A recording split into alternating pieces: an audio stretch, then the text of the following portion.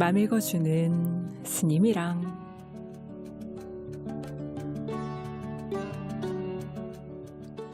어서오세요. 맘 읽어주는 스님이랑 열립니다. 마음치유학교에서 영성북클럽 제가 진행을 하면서 2월의 책으로 함께 읽어온 책입니다. 마지막 시간인데요. 오늘 명상가 한바다님과 종교학자이자 서울대학교 교수로 재직하고 있는 성혜영 교수님이 대담을 나눈 대담집이죠. 다시 이어지다. 궁극의 욕망을 찾아서 함께 읽고 있습니다. 오늘이 그 마지막 시간인데요. 명상이 얼마나 중요한 우리의 의식을 전환시키고 개인들의 의식이 사회로 퍼져나가서 우리의 사회를, 지구별의 의식을, 우주의식을 이렇게 고양시키는데 얼마나 중요한 역할을 하는지를 지난 시간까지 잘 설명을 해주셨어요. 자, 앞으로 그러면 오늘 명상의 필요성을 좀 더 심층적으로 들어가 보고요.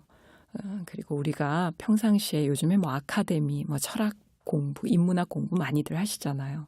그러한 공부들이 실제 실천을 하는 명상과 어떻게 연결되는지, 또 앞으로 또 불자님들이 많이 듣고 계실 텐데요. 이 방송은 아무래도 또 불자로서 혹은 이웃 종교에 귀의하신 분이라면 또 그 자신의 종교를 어떻게 실천해 가야 할지 그 방향성을 좀 더 알아보는 그런 시간이 되지 않을까 싶습니다.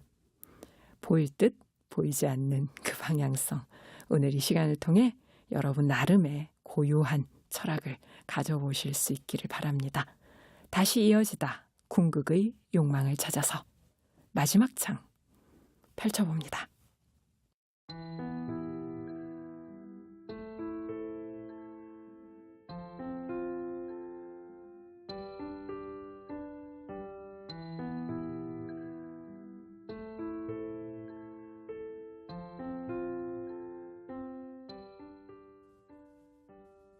가슴과 머리의 통합이 인류가 나아갈 길이라는 겁니다. 그 안에서 진정으로 보편적인 의미가 나올 수 있고 영감이나 직관도 살아나지요. 마음들이 진정으로 하나하나 모두 살아서 꽃 피어나는 겁니다. 삶의 부름에 대답을 해가는 과정에서 나의 삶이, 마음들이 피어날 수 있을 것이다. 상처도 받겠지만 그 상처가 어떻게 치유되는지도 배울 수 있다. 바로 이런 자세가 필요합니다. 그래서 삶에 주어진 가능성을 다 써먹고 가는 겁니다.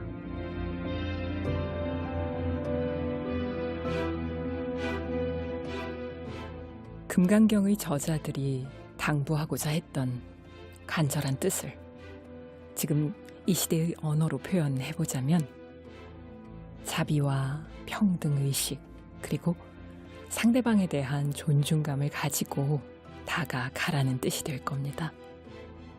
현재 나라를 이끄는 리더들이 더욱 그러해야 하지 않나 하는 생각이 드는군요. 그러나 의식이 퇴행하고 있는 것처럼 보이는 사람들이 많습니다. 이 점에서 봤을 때는 지금 시대가 위기인 게 맞긴 맞죠. 이러한 위기를 기회로 바꾸고 삶을 꽃피우려면 의식의 대각성과 전환이 절실히 필요합니다. 상대방에 대한 진심 어린 배려와 존중의 태도가 아니고서는 자신도 나라도 살려낼 수 없으니까요.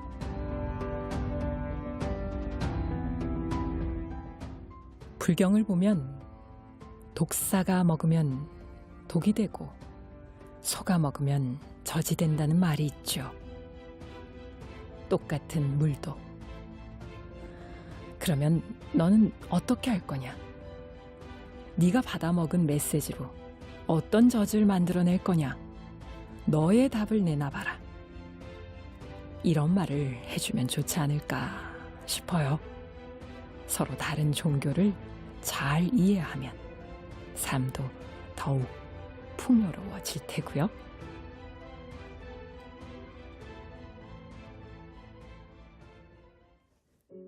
네, 다시 이어지다 궁극 욕망을 찾아서 함께 읽고 있어요. 마지막 책장을. 경험에 대한 이야기를 하고 계시죠. 우리가 종교 생활을 하면서 만나는 경험들 뿐만 아니라 일상생활을 하면서 만나는 경험들 말입니다. 가슴과 머리가 통합이 될 때 우리가 진짜 진정으로 만나고 싶은 보편적인 의미가 나올 것이다. 거기서 영감도 직관도 또 지혜도 나올 것이다. 살아날 것이다. 이게 인류가 나아갈 길이라고 대답을 하고 계시네요. 설사 그 길이 좀 상처를 받는 길일지라도 말입니다. 이 삶이 우리에게 고통과 상처를 가져다 주는 것도 사실은 다 이유가 있죠. 가능성입니다. 우리가 성장할 무한 가능성과 연결될 엄청난 기회가 다가온 것이죠. 그 가능성의 기회를 다 써먹고 가라. 이런 신호일 수 있다는 것입니다. 금강경을 자비와 평등의식으로 이렇게 표현한 것, 상대에 대한 존중감으로 표현한 게 굉장히 인상 깊었습니다. 상을 내고 나라는 그 틀을 가지고 상대를 보지 않는 것, 금강경에서 그 이야기를 강조하고 계시는데 부처님과 수보리의 대화가 바로 이것이 오늘날 우리가 공부를 하는 목적인 것이죠.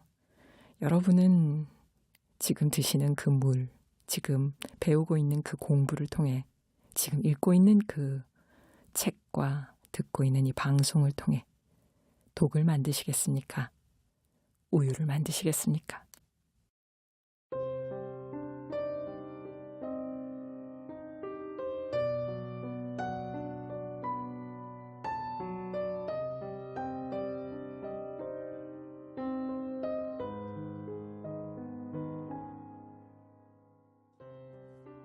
일체 고대 종교의 힐링 파워. 결국 칠성교, 인디언의 종교, 풍수 등은 신, 타인, 자연 등을 온전히 열린 마음으로 만나서 더 큰 무엇이 될 것을 강조하는 흐름이네요. 일상적인 삶에서 다양한 계기들을 통하여 자신을 확장시키는 만남을 추구하는 움직임이죠. 이런 맥락에서 보면 오늘의 우리는 수천 년 혹은 수만 년 동안 본능적으로 해오던 만남으로부터 철저하게 절연된 탓에 소외를 피할 수 없게 된 거네요. 동학운동 역시 한민족 역사상 최고로 중요한 민중의 자각혁명이었습니다. 이 자각혁명은 결코 나라를 전복하려는 것이 아니라 영성의 근본을 두고 사람과 땅, 나라 전체가 살아나게 하려는 상생운동이었죠. 독립운동에 가담했던 사람들 중에 동학의 후예들이 많았다는 것도 가슴에 새겨두어야 할 사실입니다. 오늘날에도 이 나라는 그때와 비슷한 역사적 상황에 놓여 있습니다. 똑같은 상황을 생존을 핑계로 잠들어 있어선 안 됩니다. 새벽 별처럼 밝게 깨어 평화를 지켜내고 미래를 일구어 나가야겠습니다.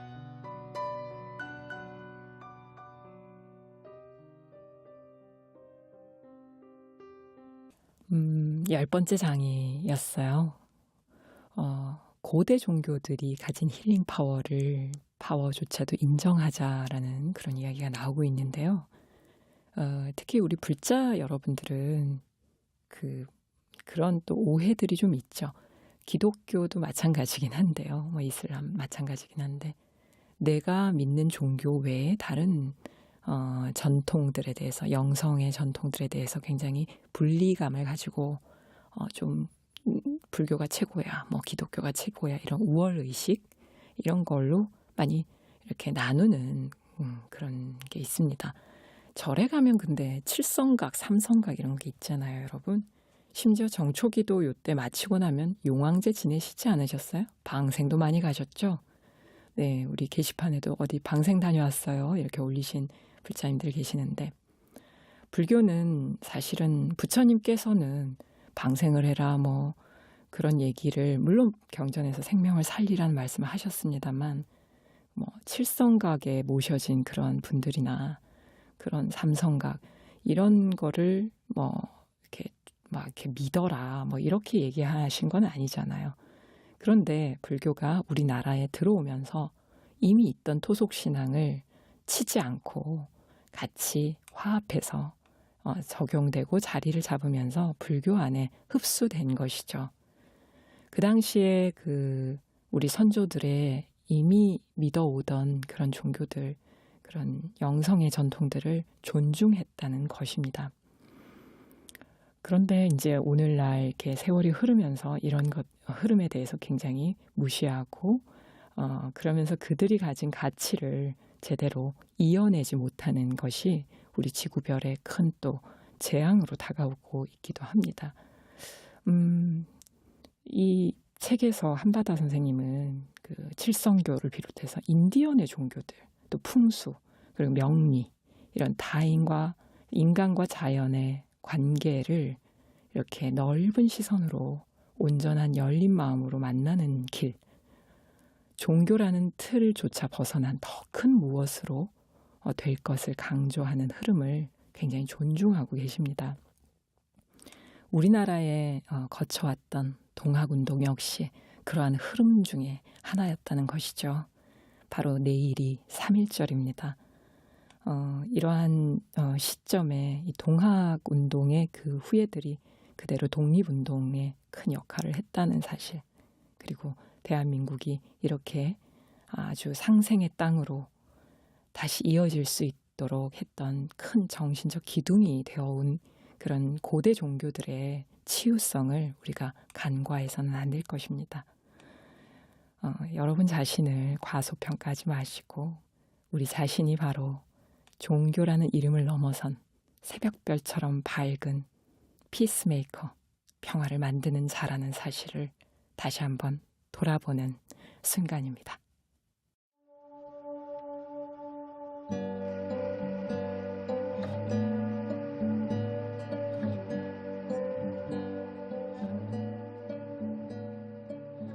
열하나, 관계. 진정한 만남 속에 깨달음이 있다.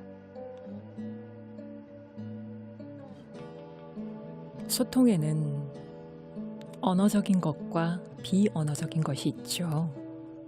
그런데 우리는 그동안 너무 언어적인 소통에만 집중을 해왔어요. 그런데 소통에는 비언어적인 소통, 즉 진실된 마음과 태도가 더 중요합니다. 어떤 사람이 아무리 말을 좋게 해도 마음속에 타인을 있는 그대로 수용하려 들지 않는다면 소통은 이루어지지 않아요.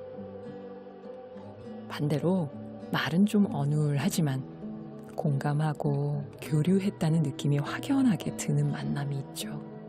그게 감성과 직관이에요. 사실 아무리 말을 많이 해도 상대의 마음에 가닿지 못한다는 거잖아요. 오히려 말이 불에 기름을 끼얹는 꼴을 만들고요. 요즘 널리 유행하는 부부교실, 전형적인 사례라고 봐요. 이런 시도는 이미 영적인 것이라고 봅니다.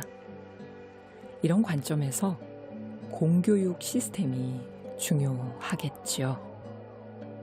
공교육은 어쨌든 부모를 포함해 사회의 전통적인 영향력으로부터 벗어나서 무언가 새로운 것을 시도해 볼 수 있는 계기이니까요. 지식이 아닌 지혜를 전하는 커리큘럼을 도입해 볼 수 있을 것 같습니다. 예컨대 연애나 결혼은 어떻게 해야 하는 건지, 부부 싸움은 어떻게 지혜롭게 해야 하는지, 아이를 어떻게 양육해야 하는지, 타인과 어떻게 소통하는지 등등이요. 대학에서 먼저 도입하고 최종적으로는 진정한 만남과 깨어남을 구현하는 공교육 과정을 만들어내면 정말 멋지겠습니다. 선생님이 꿈꾸시는 것처럼 삶에 충실한 새로운 언어가 역설적이게도 말이 없어도 통하는 진심과 사랑을 키워낸다는 것이죠.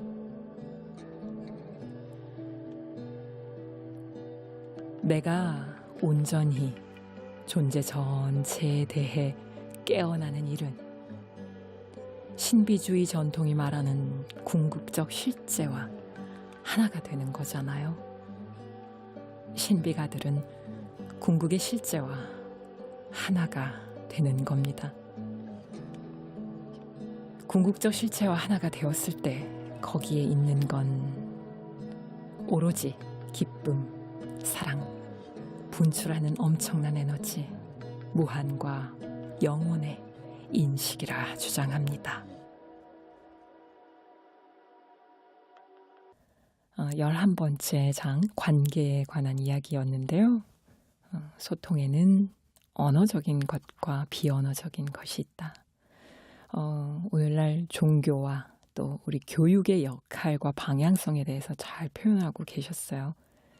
진실된 마음과 태도로 서로 공감하고 교류했다는 느낌이 확연히 드는 그런 만남을 교육 속에 넣어서 언어를 넘어선 비언어적인 그 사람 마음이 서로 닿는 그런 커리큘럼을 대학이나 이런 아카데미나 이런 데서, 또 제가 함께 했던 이런 마음주의학교에서도 그런 일을 하고 있었던 것인데요.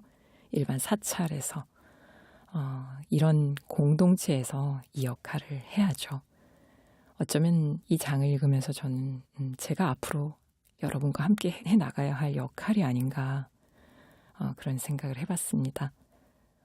보살의 발언은 한 마음이 청정할 때 온 국토가 청정한 그런 불국토, 프레임을 넘어선 자유로운 불국토를 만드는 것이죠. 여러분 생각은 어떠세요?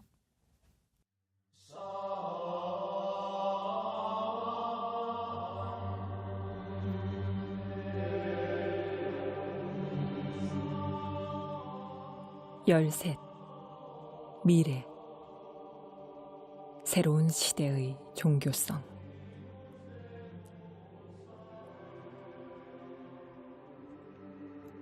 사실 인공지능의 사회를 직업의 상실과 같은 두려움을 가지고 바라보는 사람도 많습니다.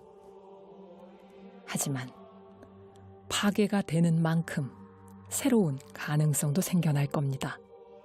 가령 모두가 실직자가 되면 기계에 혼자서는 의미가 없으니까 사회나 국가 공동체가 만인을 부양하는 국가 도덕이 필요한 거예요.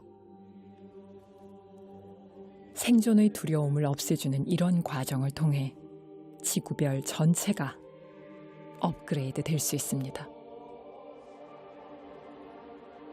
사회 각 분야의 변화가 전통적인 경계를 허물고 있는 건 분명합니다.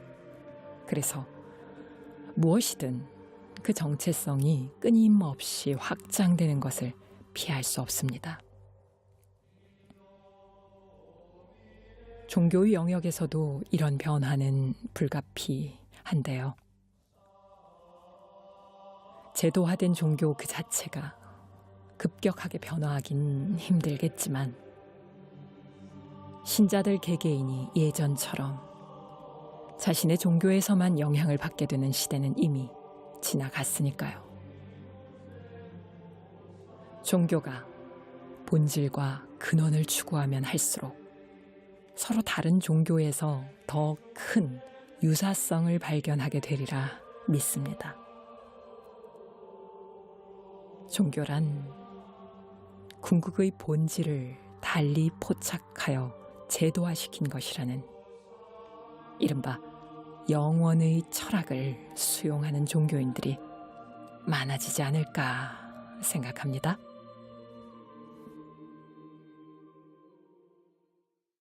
인공지능 사회, 4차 산업혁명 때문에 이제 인공지능 사회를 맞이해야 하는 이 시점에서 많은 전문가들이 미래의 사회는 어떻게 변화할 것이다 예견들을 내놓고 있는데요.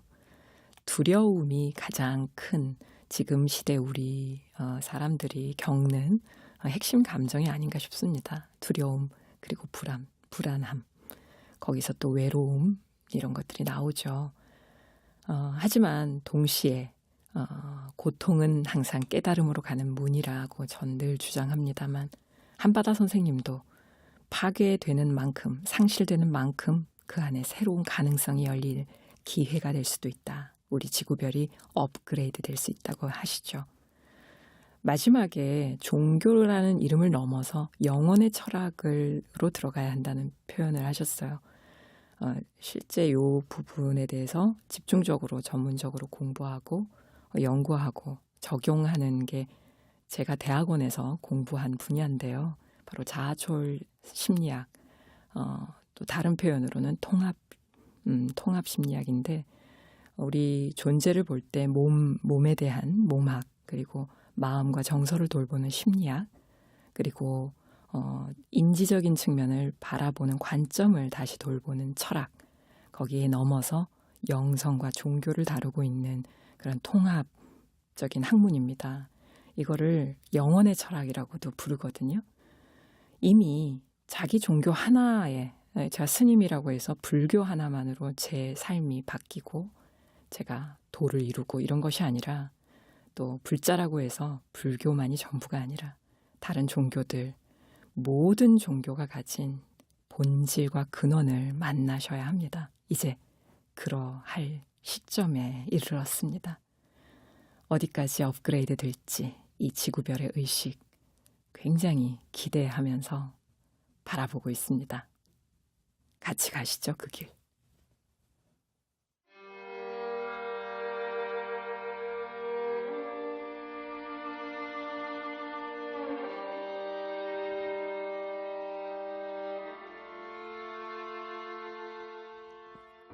열넷 행복. 지금 여기에 깨어있기.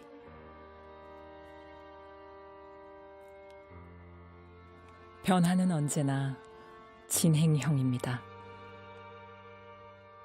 그 과정에서 느끼는 어려움과 고통은 개인과 사회의 진화를 위한 성장통일 수 있어요. 한 사람 한 사람의 존재성이 꽃 피어나는 것이 지극히 아름다운 일이듯이 공동체가 구성원들의 존재성을 꽃 피워내는 터전이 되어줄 때 이 사회는 상승할 것입니다. 자신 안에 삶의 순수한 열망이 있다면 그것에 전적으로 귀의하고 헌신할 일입니다. 가슴속에 꿈이 있다면 자신 속의 신성을 믿고 지금 여기에서 준비하고 땀을 흘릴 일입니다. 꿈이 이루어질 그날을 위해 부르고 싶은 노래가 있다면 그 어떤 누구와도 비교하지 말고 자신만의 목소리로, 자신만의 신명으로 끝까지 노래를 불러볼 일입니다. 자신의 노래를 사랑해줄 사람을 위해 이루고 싶은 꿈이 있다면 중간에 쓰러지더라도 결코 포기하지 말고 다시 일어나서 될 때까지 할 일입니다. 이 꿈을 알아줄 그 한 사람을 위해 자신을 사랑하는 만큼 나를 알아줄 그 한 사람을 존귀하게 여긴다면 분명 삶에서 행운은, 행복은 찾아올 것입니다.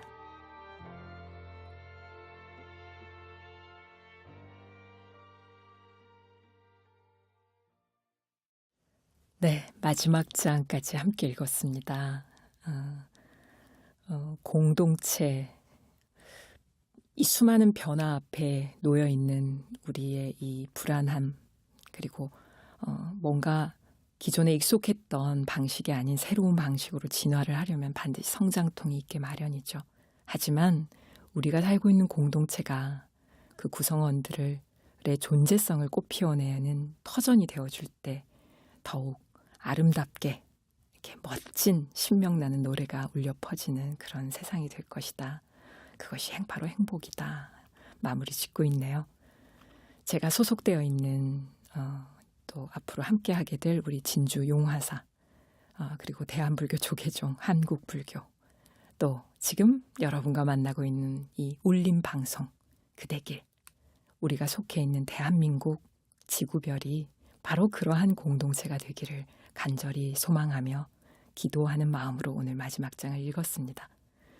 그대길 식구들, 다시 이어지다 궁극의 욕망을 찾아서 한 달 동안 어떻게 읽으셨나요? 온전함에 이르는 길, 이제 찾아내셨나요? 3월에 새 책으로 맘 읽어주는 스님이랑 시작해 보겠습니다.